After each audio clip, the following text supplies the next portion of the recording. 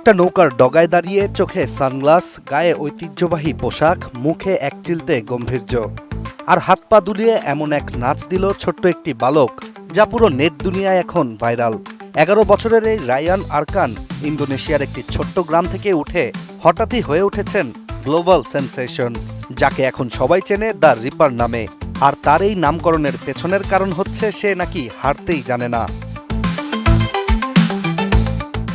বিশ্বমানের থার্মিক্স রড, সালাম স্টিল থার্মিক্স, দেশের একমাত্র থার্মিক্স রড।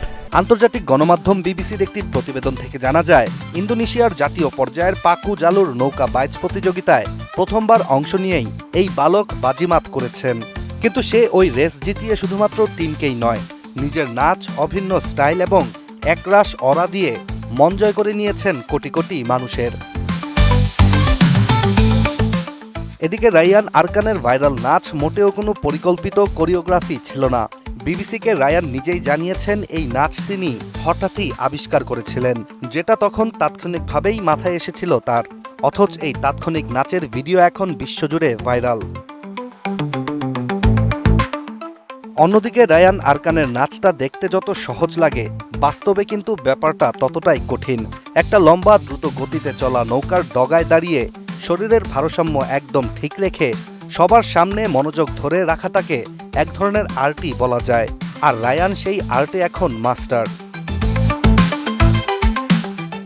রায়ান আরকানের স্টেপগুলো এতটাই ক্যাচি আর স্টাইলিশ ছিল যে নামি দামি খেলোয়াড় থেকে শুরু করে বড় বড় সেলিব্রিটিরা পর্যন্ত সবাই এখন সেই মুভ ট্রাই করছে।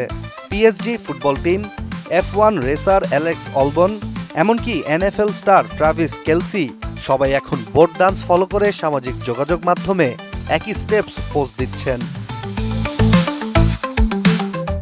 তবে সবচেয়ে বেশি মজার ব্যাপারটি হচ্ছে রায়ান নিজেই এসব তারকাদের অনেককেই চিনেন না।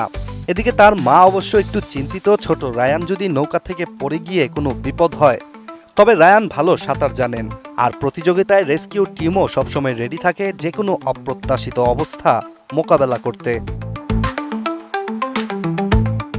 ইন্দোনেশিয়ার ছোট এই রায়ান আরকান